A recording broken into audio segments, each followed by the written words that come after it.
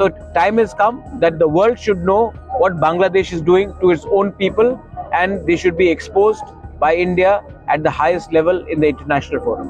গত ৫ আগস্ট ছাত্র জনতার ব্যাপক বিক্ষোভের মুখে পদত্যাগ করে পার্শ্ববর্তী দেশ ভারতে আশ্রয় নেন সাবেক প্রধানমন্ত্রী শেখ হাসিনা।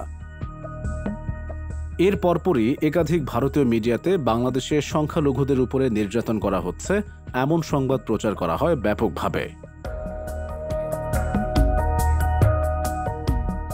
এবার বাংলাদেশে সংখ্যালঘু এবং উপজাতিদের উপর নির্যাতনের অভিযোগ তুলে ত্রিপুরায় মিছিল করেছে স্থানীয় রাজনৈতিক দল টিপ্রা মোথা পার্টি।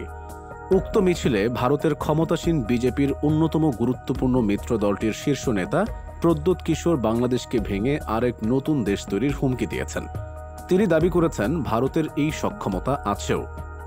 তিনি বাংলাদেশকে ভাঙার হুমকি দেওয়ার পাশাপাশি দাবি করেন যদি ত্রিপুরা সাহায্য না করত তাহলে বাংলাদেশও হতো না এবং মুক্তিবাহিনী বলেও কিছু থাকত না।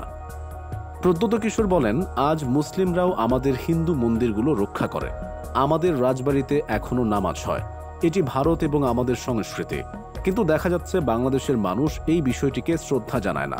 ত্রিপুরাকে ছাড়া বাংলাদেশের কোনো অস্তিত্ব থাকতো না মুক্তিবাহিনীও। তিনি আরো বলেন, বাংলাদেশিরা এখন ভারতের বিরুদ্ধে স্লোগান দিচ্ছে।